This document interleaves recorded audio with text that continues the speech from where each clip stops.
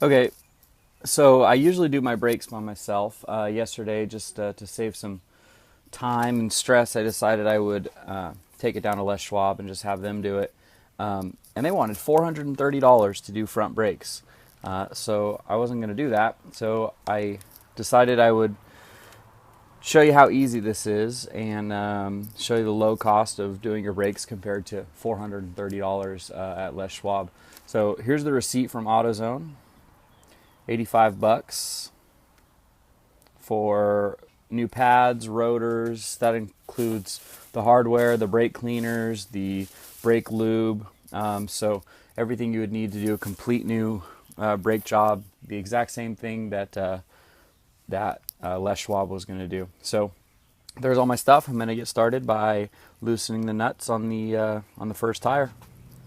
Okay, so got the first wheel off. And these are brakes. You can see they're pretty shot. I mean, they're down to metal, and even when I was taking off the lug nuts, I could see like little brake particles coming off and stuff like that. So certainly need new rotors and new pads. I'm going to keep the calipers, but other than that, new rotors and pads. One trick when you're going to take off a wheel is don't lift the car up and then loosen the bolts. I always like to loosen the bolts while the car's on the ground. That just stops the wheel from spinning as you're trying to turn the lug nuts counterclockwise. So, and you can also see, look, all the brake dust and stuff on the inside of my tire there. But a few simple bolts to take off that I'm going to show you, and replace the pads and the rotors. Okay, so I got the brake caliper off. You can see it's literally two half-inch bolts. They're on the back side, so when you turn them, you're going to turn them opposite as you normally would, because you're reaching around. And one thing you can see here that I want you to notice is these brake pads are, again, completely shot, but you can see they haven't worn evenly. So on this side of the front brake pad, or actually the front brake pad, it's almost worn down completely, and it's a little bit thicker up here. But on this brake pad, it's worn down completely up here, and it's a little bit thicker towards here. So that means the rotor is either spinning or warped or something like that. But I'm replacing them anyways. But that's when you know you kind of need to turn your rotor, if it's turnable, or get a new rotor, because these brakes aren't wearing evenly. And I could actually hear some metal grinding as I applied the brakes. And that's from this being worn all the way down on this side and this side. But you can see it's just two brakes. I'm going to take these pads off and show you what you have to do with this cylinder to put the new brake pads in. Okay, so this is the new rotor.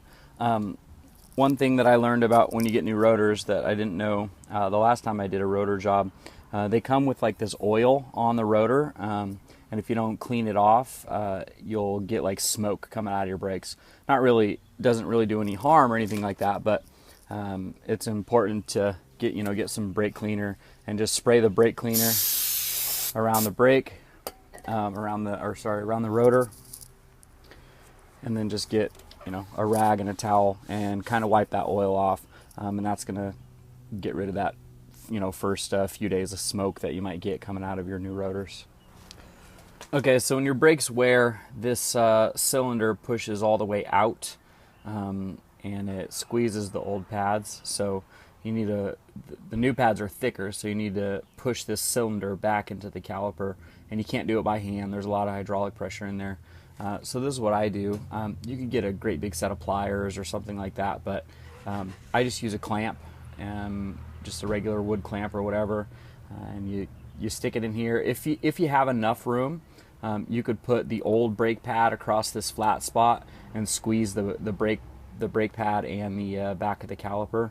But this clamp was only big enough to get kind of in here, so you just simply put the clamp on there, and as you spin it, it'll push this this cylinder all the way back into the caliper, leaving enough room for the new thicker brake pads. All right, another thing to do, you don't have to, but it's good to get a little bit of this brake lube.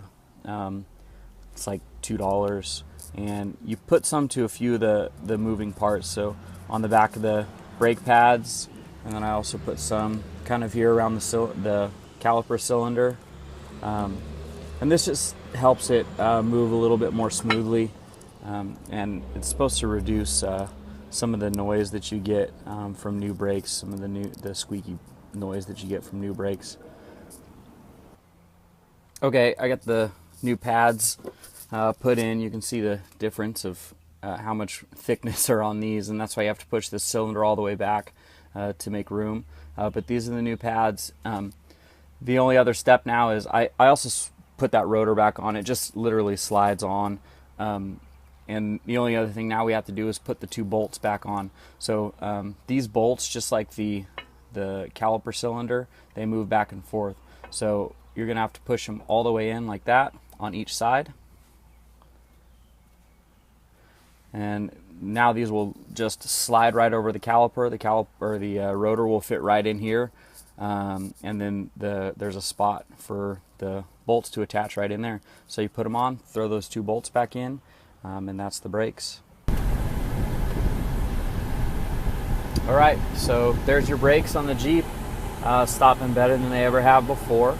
And the first wheel took me about 30 minutes, and the second wheel took me about 15.